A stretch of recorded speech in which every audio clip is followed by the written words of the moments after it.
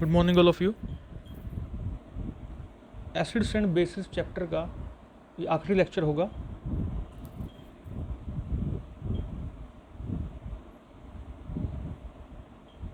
इससे पहले हमने हार्डनेस, सॉफ्टनेस और इससे रिलेटेड जितने भी कंसेप्ट थे वो हमने किए। आज हम करेंगे acid base strength and hardness and softness. मतलब नॉर्मल तरीके से भी आपने एसिड बेसिस को समझा हुआ है कि कोई एसिड क्यों है, कोई बेस क्यों है, और उसके बाद हमने पियर्सन प्रिंसिपल भी पढ़ लिया, हार्डनेस सॉफ्टनेस के बारे में समझा। कुछ ऐसे रिएक्शंस हैं जहाँ पर आप वायोलेशन ऑफ HSAB प्रिंसिपल या पियर्सन प्रिंसिपल को होता देखेंगे, यानी कि वो प्रिंसिपल लागू नहीं हो पाएगा। तो शुरुआत करते हैं पहले एग्जाम्पल के साथ। आप देख सकते हैं यहाँ सॉफ्ट बेस है SO3 2- और यहाँ हार्ड यानी कि H+ और F- दोनों हार्ड हैं। तो प्रिंसिपल जो है हमारे पास वो कहता है कि हार्ड के साथ जाएगा, सॉफ्ट के साथ जाएगा। तो उस बेसिस पर तो ये सही है। पियर्सन प्रिंसिपल यही तो कहता है कि हार्ड एसिड और हार्ड बेस हार्ड के साथ जाएगा, सॉफ्ट के साथ जाएगा। लेकिन ये जो रिएक्शन आप देख पा रहे हैं, it is the violation of HSAB principle. ये उसको भंग करता है। तो देखिए होता क्या है कि SO3 2- यहाँ पर काफ़ी स्ट्रॉन्ग सॉफ्ट बेस है, ठीक है, और जो F- है यहाँ पर वो हार्ड बेस तो है लेकिन कमज़ोर वाला, अ वीक हार्ड बेस। तो SO3 2- इतना स्ट्रॉन्ग है कि वो इस वीक वाले हार्ड बेस को यहाँ से हटा सकता है, यानी कि हार्ड सॉफ्ट कॉम्बिनेशन हो सकता है। हालांकि इक्विलिब्रियम में है, ठीक है, लेकिन ये कॉम्बिनेशन हो सकता है। So it is the violation of HSAB principle. एक और एग्जांपल लेते हैं। यहाँ पर आप देख सकते हैं सॉफ्ट की इंटरेक्शन हो रखी है, CH3HgSO3- और OH- हार्ड बेस है, वो इतना स्ट्रॉन्ग है कि वो SO3 को वहाँ से हटा सकता है, ठीक है, उसकी स्ट्रेंथ इतनी है। तो मैंने कहा ना, नॉर्मल एसिड बेस स्ट्रेंथ भी कहीं ना कहीं अपना रोल अदा करेगी, और उसके बेस पर भी कई बार वायलेशन ऑफ HSAB प्रिंसिपल देखने को मिलेगा, ठीक है। यहाँ पर क्या हो जाएगा, हमारे पास सॉफ्ट जो था वो टूट जाएगा और सॉफ्ट हार्ड का कॉम्बिनेशन हो जाएगा, CH3HgOH बन जाएगा, ठीक है, ये बन जाएगा। In this case, strength of OH- is more than that of SO3 2-. These reactions occur when the inherent strength of acids or bases being compared are significantly different, ठीक है। ये आपको बता दिया, when strength of acids and bases and hardness softness are not significantly different। Normal acid base strength की बात जो हम करते हैं वो और हार्डनेस सॉफ्टनेस के बीच का जो डिफरेंस है कोई ज़्यादा सिग्निफिकेंस नहीं रखता। अगर in that case only HSAB principle is obeyed, ये बताना चाह रहे हैं। देखिए अब यहाँ पर जो एग्जांपल आप देख पा रहे हैं, CH3HgF + HSO3 1-। अब क्या है, CH3Hg तो सॉफ्ट है और F है जो हमने देखा अभी हार्ड है। अब soft hard combination Pearson principle के अकॉर्डिंग, HSAB प्रिंसिपल के अकॉर्डिंग सही नहीं है। वो चाहता है कि सॉफ्ट या हार्ड कॉम्बिनेशन हो। लेकिन यहाँ पर क्या होगा, आपने पहले एग्जाम्पल में भी देखा कि SO3 जो है F- को हटा सकता है, उसकी स्ट्रेंथ इतनी है कि वो उसको हटा सकता है।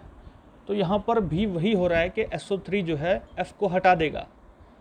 और दूसरी अच्छी चीज़ ये भी हो रही है कि पियर्सन प्रिंसिपल जो है वो भी फॉलो हो रहा है, यानी कि सॉफ्ट के साथ जा रहा है।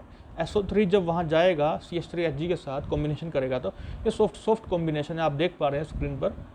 तो इट इज़ अलाउड।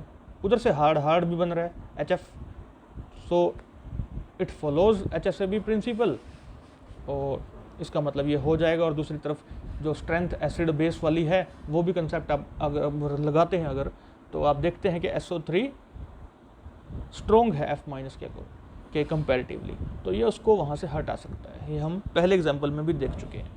तो पहले जो दो एग्जाम्पल हमने देखे हैं वो एक तरह से लिमिटेशन भी है पियर्सन प्रिंसिपल की, आगे हम देखेंगे। So there are two basic principles, hardness and softness, strength of acids and bases। तो यानी कि आप ये ना सोचें कि हमेशा हार्डनेस सॉफ्टनेस का कंसेप्ट लगा करके आप क्वेश्चंस को सॉल्व कर पाएंगे। आपको स्ट्रेंथ ऑफ एसिड्स बेसिस भी ध्यान में रखनी चाहिए, ठीक है, क्योंकि कई बार violation of principle is there, ठीक है। Limitations, the principle does not provide any quantitative scale of measurement, ठीक है, फेल होता हुआ हमें नज़र आया है और बहुत ज़्यादा क्वांटिटेटिव इसका नेचर नहीं रहा, और in some complexes HSAB principle is violated. ये आपके सामने एक एग्जांपल जो है वो मैं ऑलरेडी आपको शो कर चुका हूँ पहले, इसके साथ साथ आप जो दूसरा एग्जांपल था वो भी लिख सकते हैं, ठीक है। अब आता है कंसेप्ट सिम्बायोसिस का। देखिए, टर्म सिम्बायोसिस जॉर्जेनसन ने दी थी 1868 में। अब सिम्बायोसिस क्या कहता है? ये कंसेप्ट कहता है कि soft ligands have a tendency to combine with a metal ion already having soft ligands. देखिए, यहाँ एग्जांपल भी देख लीजिए, बोरोन है, बोरोन के साथ F3 लगे हुए हैं, 3 लगे हुए हैं, ठीक है, और एक F- और आकर के लग गया और उसने उसे, बोरोन ने उसे लगने दिया और ये बना BF4 1-। तो हो क्या रहा है कि बोरोन के साथ जब 3 फ्लोरीन लगते हैं, बोरोन होता क्या है, बॉर्डर लाइन पे होता है, ठीक है, मतलब हार्ड और सॉफ्ट के बीच में कहीं रहता है, लगभग बॉर्डर लाइन पे आप मान के चले, ना हार्ड है ना सॉफ्ट, दोनों के मध्य में है। और फ्लोरीन जो है वो आपको पता है इलेक्ट्रोनेगेटिव होता है, तो तीनों फ्लोरीन मिलके बोरोन को उससे इलेक्ट्रॉन छीन लेंगे, ठीक है, अपनी तरफ इलेक्ट्रॉन्स को खींचेंगे, तो इससे क्या होगा, इसके इलेक्ट्रॉन विड्राइंग से क्या हो जाएगा, बोरोन जो है हार्ड बन जाएगा, ठीक है। और हार्ड वाला जैसे ही बोरोन बना तो उसके पास एक F- और अब आ सकता है, क्योंकि दूसरी बात ये भी है कि बोरोन के पास इलेक्ट्रॉन्स की कमी हो गई, तो एक F- को वो लगने देगा, ठीक है, ये भी हम कह सकते हैं। और दूसरा एग्जाम्पल है हमारे पास BH3। अब बोरोन तो मैंने आपको बता दिया बॉर्डर लाइन पर है, ठीक है, और साथ में है H3, 3 H लगे हुए हैं जो कि सॉफ्ट हैं।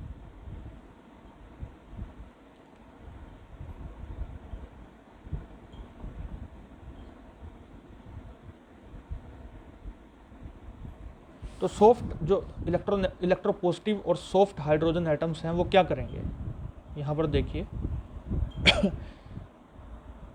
देखिए, जो ऊपर BF3 में 3 फ्लोरीन लगे आकर के बोरोन के साथ, वो हार्ड हैं, तो वो बोरोन को हार्ड बनाने का काम कर रहे थे।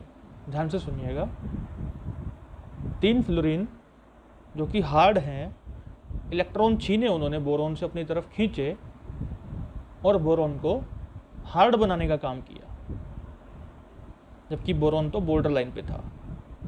BH3 में तीनों हाइड्रोजन सॉफ्ट हैं और ये बोरोन को कहीं ना कहीं सॉफ्ट बनाने का काम करेंगे, उसको सॉफ्ट कर देंगे, ठीक है।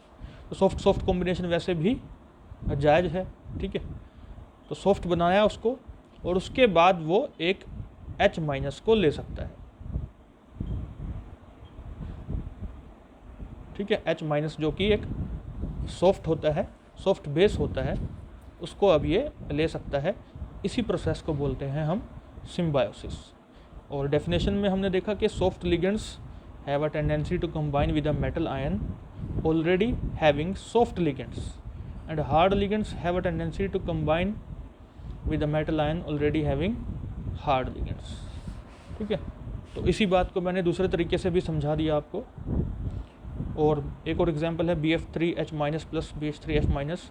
तो यहाँ भी आप देख सकते हैं एक्सचेंज ऑफ लिगेंड्स हो जाएगा, F- जो है BF4-, यानी कि सेम टाइप वाली इकट्ठी हो गई एक ही जगह, ये कह लीजिए, और सेम टाइप वाली दूसरी जगह भी इकट्ठी होगी। तो ये थी हमारी सिम्बायोसिस, आई होप आपको समझ में आ जाएगा। Electronegativity and hardness and softness, ये पूरे का पूरा जो कंसेप्ट है मैं आपको ऑलरेडी पिछले लेक्चर्स में एक्सप्लेन कर चुका हूँ। अगर आपने मेरे पिछले लेक्चर्स सुने हैं तो वहाँ पर आपको ये समझ भी आया होगा। एक बार दोबारा पढ़ लेते हैं, ठीक है। Species with high electronegativity are hard और लो इलेक्ट्रोनेगेटिविटी वाले soft. Hard acids like Na plus, lithium plus are highly electronegative. अब आप सोच रहे होंगे Na प्लस इलेक्ट्रोनेगेटिव कैसे है। देखिए 11 इलेक्ट्रॉन्स होते हैं Na के पास, और Na प्लस के पास 10 रह जाएंगे, लेकिन प्रोटॉन तो 11 है ना, तो 11 प्रोटॉन 10 इलेक्ट्रॉन को जब खींचेंगे तो वो हम कह सकते हैं इफेक्टिव न्यूक्लियर चार्ज बढ़ गया, एंड दैट मीन्स इलेक्ट्रोनेगेटिविटी बढ़ गई। जो खिंचाव है न्यूक्लियस की तरफ इलेक्ट्रॉन्स पर, ठीक है, न्यूक्लियस अपनी तरफ उन्हें खींच रहा है, वो खिंचाव बढ़ जाएगा, दैट इज़ कॉल्ड इलेक्ट्रोनेगेटिविटी। तो इनकी हाईली इलेक्ट्रोनेगेटिविटी कैसे हुई वो मैंने बताया आपको। कॉपर प्लस है, Ag प्लस, Au प्लस, इनकी लो इलेक्ट्रोनेगेटिविटी है, लो आयनाइजेशन एनर्जी है, and they act as soft acids. मैं आपको बता चुका हूँ, पिछले लेक्चर्स में सारा बता चुका हूँ, ठीक है। We can explain hard and soft bases भी बता सकते हैं। F minus O2 minus have high electronegativity and hard bases they are, ठीक है। S2 minus I minus low electronegativity and they are soft bases. तो उम्मीद है ये आपको ऑलरेडी पहले ही समझ में आ चुका होगा। हाँ, जो नई चीज़ है वो ये है हमारे पास quantitative measures of hardness and softness.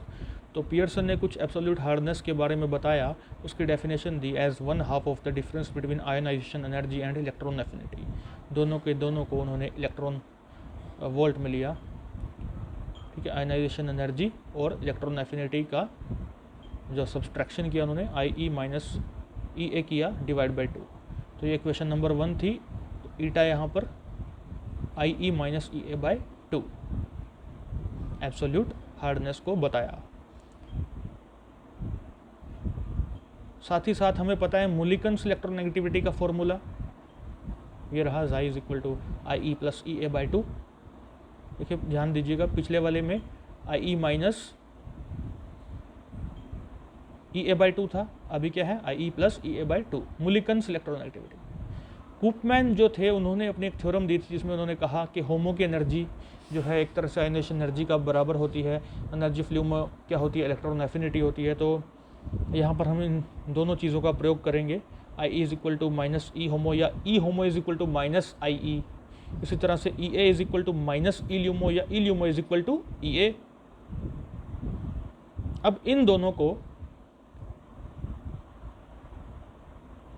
हम जो सेकंड इक्वेशन है उसमें डाल देंगे, ठीक है। तो देखिएगा माइनस ई होमो को यहाँ डाल दो भाई, माइनस ई ल्यूमो को यहाँ डाल दो, तो क्या बनेगा, ये बन जाएगी इक्वेशन। ये इक्वेशन बन के आपके पास सामने आएगी।